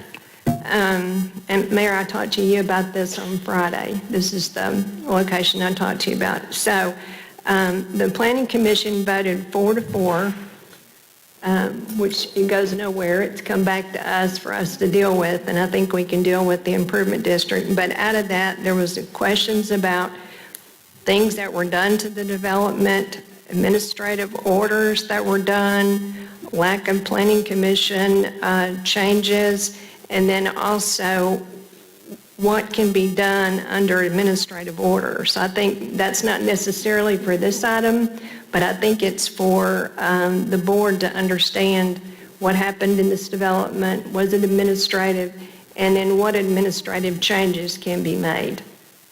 So that was my take. They didn't know what to do with it. They'd never seen an improvement district before, so that's what happened. Director Warwick, there was a meeting of the engineers dealing with the area of the improvement district, with the neighborhood next to it, and with part of the Deltic property that I guess is upstream from it. The questions dealt about what drainage basins were going to be used, which type of drainage was required. Mr. Collins was there on behalf of the city. My understanding is that an agreement has been reached. I have not seen the details of that yet.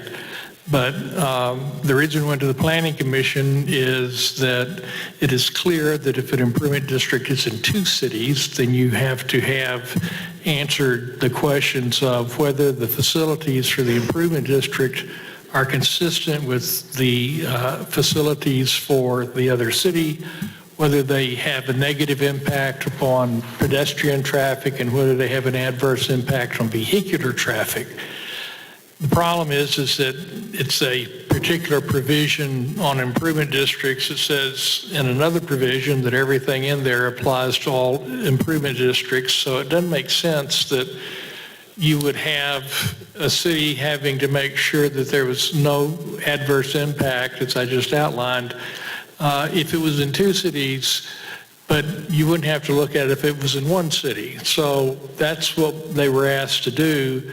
They split, didn't do it, like you said, and then the parties have gotten together and engineers have gotten together.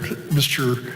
Collins had indications of 1,100 cubic feet per second of water passing, and one study that showed 1,200, and yet after the thing started, it got down to 480 or 600, and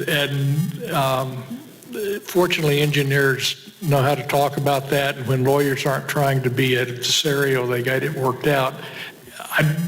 You might want to ask him exactly what came out of that, but I understand that they have worked out Was this in 2 cities? No, Okay. but the argument was, as I said, you don't read a statute to nullity.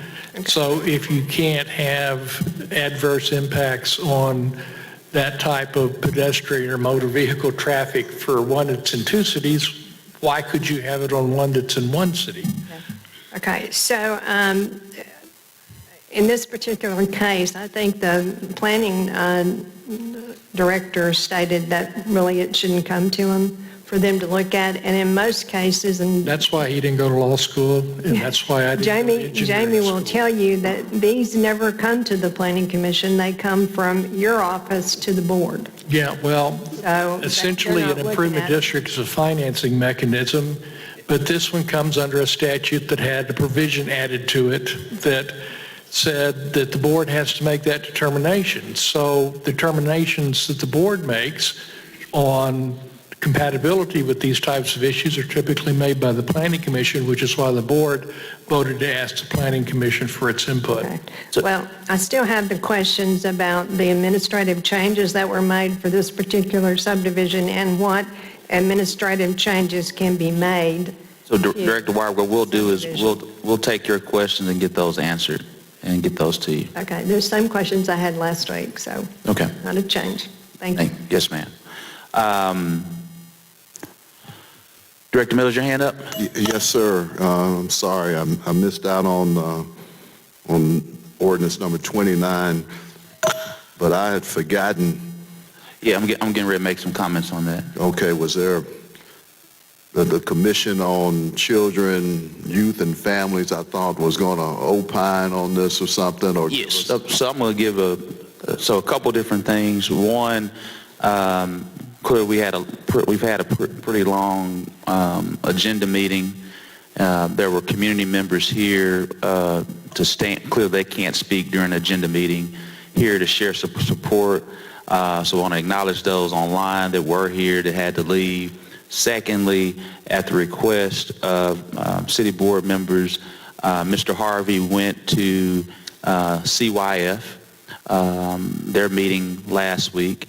CYF has opined in a support letter. We'll be getting that support letter to the city board from that standpoint. So they've gone to, as requested by city boards, to go before CYF review committee. They did. CYF endorsed it, has a letter that'll go to the city board. Secondly, Director Campuris requested some research information. Mr. Harvey sent a 15-page document to the city board members. I'm not going to ask if you all read the 15-page document, but understanding that I think based on earlier today with listening to Director Hines, Wyrick, all the board members, we got a lot on our plate potentially as it relates to MHA. And so we're going to transition the vote from now until October 17th. I think we need to prioritize what's going on with MHA. Thank you, Mayor. All right. And thank you, Mr. Harvey, for working on that research project requested by Director Campuris. Thank you for going to CYF. Thank you for supporting this Public Safety Commission with your letter and our support. And so we'll transition this to October the 17th. All right, Director Peck.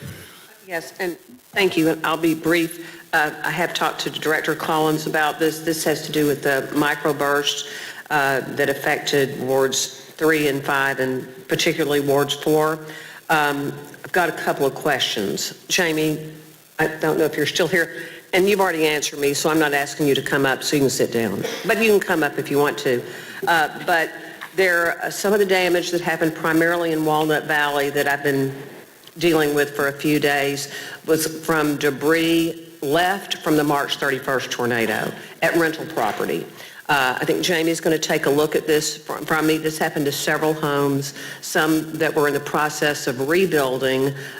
These rental properties, nothing's been touched since March 31st. And when that microburst hit, it threw debris on people's roofs, damaged roofs, trashed up their yards, etc. So I'm imploring us to take a look at all those rental properties, perhaps in wards 3 and 5 too, that still are covered up with debris. Not only is it unsightly, but it literally caused physical damage during the microburst.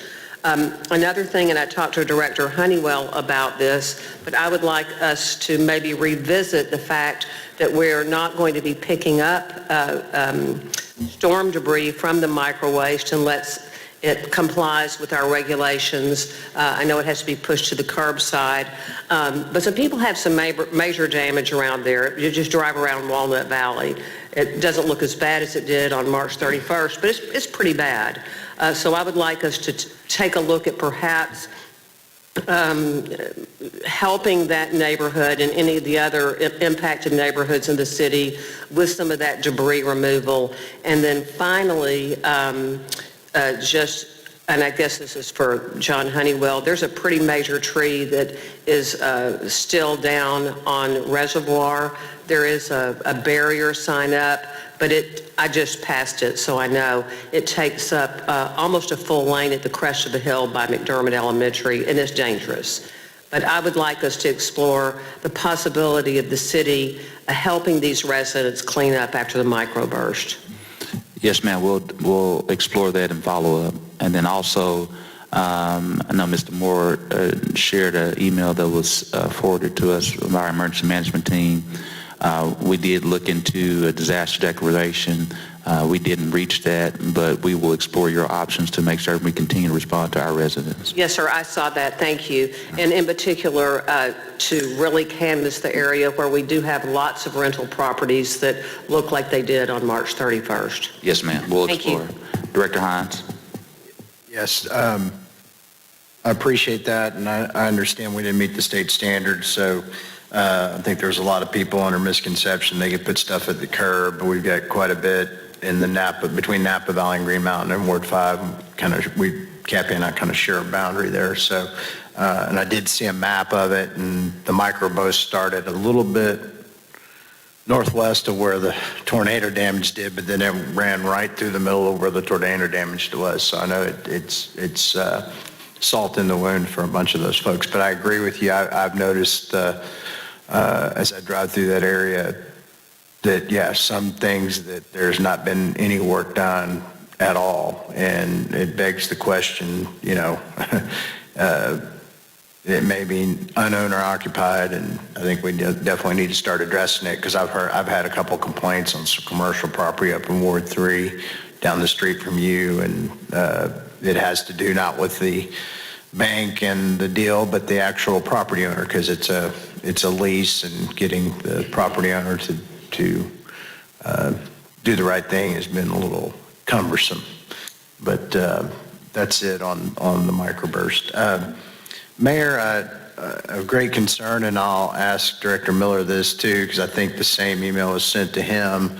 I noticed that CAW continues to pursue Wrightsville Sewer and Water, and I thought we had tried to warn them off on that. I got a little bit more color Monday from our CEO at Water Reclamation that it looks like ARDC is putting the pressure on some of us to clean up a mess that they created by essentially starting these water and sewer companies in communities that really were never going to be able to support them. And now they're looking to larger entities to support it. But,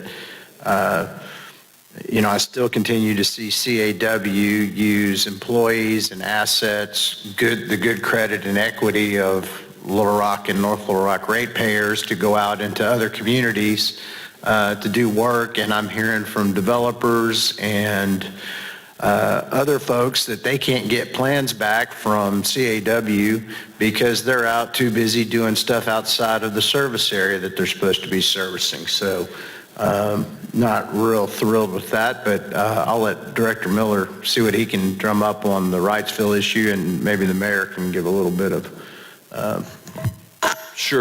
texture to that. And definitely, and I know Director Miller's been briefed as liaison from CAW on a number of different things. Mr. Moore and I have had, I'll try to be brief. Long story short, we were apprised sometime after the rate discussion, Director Hines, that there was some work that CAW was pursuing the opportunity to do a package treatment plant in the city of Riceville under the guidance from state ADEQ and also the other alphabet soup you just shared. I can't remember that one. But just state government entities due to a consent decree agreement that has not been, and I don't want to say it has not been, there's been challenges with Riceville adhering to this consent decree agreement. It's our understanding that CAW received a request from the state to look into an opportunity of leveraging American Rescue Plan Act dollars and some federal or some state loan funds, some type of financial opportunity that could help with getting that process going and renovating the bottom underground pipes, lagoon, things. I think lagoon may be above ground, but basically, no, lagoon is below ground. The pipes are above ground. That being stated, when myself and Mr. Moore became apprised of that, we had a meeting and shared or reshared the policy that the City of Little Rock has where we do not extend Little Rock Water Reclamation Authority resources without annexing to that city, and that, you know, we can't mandate CAW to do certain things, but it would not be in the spirit of a good partnership between CAW and the City of Little Rock for CAW to engage in creating their own package treatment plant. That stopped, but as we continue to figure out the pressure from, as we understand it, I have not spoken with anyone from the state, but I have no reason to think that CAW leadership is saying anything wrong based on the things I've read. There was a need still for Riceville to do that, and then if CAW did not get in that business, it could be another competitor which creates some other line of issues. That being said, Mr. Moore and I conferred, and I gave the directive, and as well as Mr. Moore, in the conversations that if we have to do this because of the state, that Little Rock Water Reclamation Authority has to maintain and operate the system, the solid waste system, which is would be an exception to our policy. And the only reason why we'll be doing it is due to the low-income nature of that particular city and the things that go into that. As we all know, what we've seen across the nation with other areas, not necessarily wastewater, but water in general, with some low-income cities. Transitioning from there, I believe CAW is starting what they call the clock on receiving some of these funds to even move forward. And that is all contingent upon the city of Riceville saying yes. The city of Riceville, to our knowledge, has not had a meeting and they have not said yes. But to start a clock for the funding, to even get in this process, they have to do that. And so that's where we are. So nothing's been done. I do know that Director Miller's been briefed upon that. It's nothing at this point to, there's a lot of things have to be in place and maneuvered before we even get to any kind of discussion there. But yeah, Mr. Moore, would you say that's accurate? Yes, I do believe that. Just if I forgot something, I know you would. Yeah, no, I do believe that that item is on the CAW's board meeting this week. Yeah, and we can say what we want about their proceeding slowly, but issuing $16 million in water revenue bonds is not moving slowly. To deal with it says clearly here, signatory authority and resolution intent to issue water revenue bonds, notice of debt issuance for Wrightsville consolidation and system improvements. Consolidation means they're going to take it over. Now, if CAW wants to go out and form their own sewer company outside of CAW and start operating these, have at it. But they cannot pledge the equity and ratepayers' rates to go out, and we can't be the savior of a water system. That's what these competitors that CAW thinks they have to keep out of the market. That's what their job is to come in and operate these failing systems.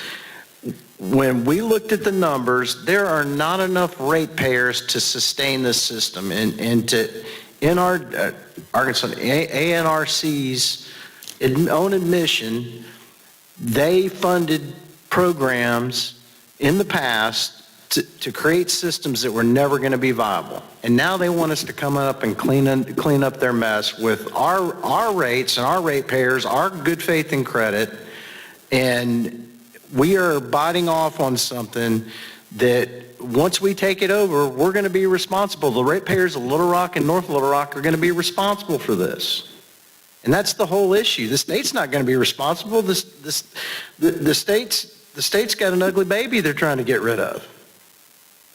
You know, and this, you know, the state's putting all this money, which looks like a lot of money, but it's a one-time payment. They're wanting to give us a one-time payment to give us a problem that's going to go on in perpetuity. It's irresponsible, and that's where CAW and Tom, I know we've talked about this. I want to know what the levers we need to pull to call a summit with North Little Rock and reopen the CAW operating agreement. They have gone astray for far too long, and I get it. ANRC is a big funder of debt for the utilities and everything, and so they've got a little bit of lever they're trying to play. But what they don't realize is our Water Reclamation Authority reports to this board.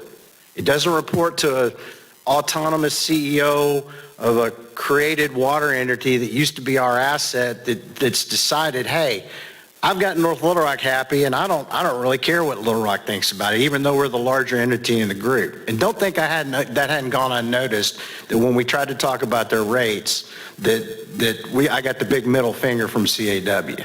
And I'm still mad about it, if you can't tell. But I've said my piece on this. I think if they want to go out and do something where they create their own entity and it's not going to be using assets of our ratepayers, then have at it. Otherwise, they need to get out of the way and let these for-profit companies that know what they're doing and can operate a system to do it. The big issue with the Wrightsville system is the largest generator of sewage in that wastewater collection is the Arkansas Department of Corrections. So we ought to probably go around and ask our county jail and all the other counties in the jails and the systems in the state, because I think Mr. Bohannon thinks that Arkansas Department of Corrections in the state's going to pay their fair share on the sewage they produce to keep that system afloat. But I think we've got a pretty good track record of the state not paying their fair share for us to house state prisoners in county jails. It's a statewide problem. And to think that the same entity that doesn't want to pay us for holding their state prisoners in our county jails is going to pay us to take on their sewer treatment coming out of, and they're the largest generator in that sewer district. I think it's some pretty fouled logic. But that's my piece, and I appreciate you listening. Thank you, Director Hines. Mayor. Director Miller. Here, let me give some thoughts as it relates to what's going on over at CAW and what I have observed in the conversations that I've had with their staff and their executive director. Bruce is right. There is a resolution that's going to go before the CAW board Thursday. It's a resolution of intent. I think that's important, a resolution of intent to issue some water revenue bonds and notice of debt assurance for Wrightsville, consolidation and system improvements. Now, this resolution does not obligate CAW or the board in any way. It's just merely, as you said, to get some clock ticking. It's the preliminary steps. What I have, my conversations with the CAW staff is that if you're going to take on some debt, we want to make sure that it's not on the ratepayers of CAW. We do not want you to take on debt that our ratepayers are going to be obligated for. Now, I've been told that's going to be clear. That's going to be done, because I can't support anything short of that in my conversations with their staff. If you take on debt, again, that's not going to be on us. That's going to be on whoever that debt is going to be repaid by. And I'm asking, what's the source of the repayment of those debts? And they're saying it's going to be ratepayers. And I think it's really important, and I've shared with their staff, that they need to get out front on this, because it's not really Wrightsville. It's Sweet Home, Tafton, Higgins, Red Oak. Those are the communities that are going to be having to repay this debt based on rates. CAW needs to get out and start having some community meetings. They're doing all this right now, but nobody in those communities have been talked to. They need to know what type of rate possibly increases we're talking about. Is it double? Is it triple? Just based on the demographics of those communities, they can't afford that. And so if there's not some huge investment of funds on the front end that's going to subsidize that, then I think this is really could be irresponsible to try to say that those communities are going to have to pay this debt back. Because I'm not sure if the city of Wrightsville ratepayers are really going to be affected by this. It's going to be those smaller communities that I just mentioned. And so, again, this resolution is going to go before the board on Thursday. It doesn't obligate them in any way, CAW or the board, so I don't want us to get excited about that and at this point, because there's no hook for CAW ratepayers or CAW customers at all. And as it's being explained to me, there will not be any obligation on the CAW ratepayers, even if this does go through. But this is preliminary at this point. We're staying on top of it, and we're having those conversations. Thank you. Thank you. Director Hines, your hand still up? No. Thank you, Director Miller. I appreciate that. All right, members of the board, this meeting is adjourned.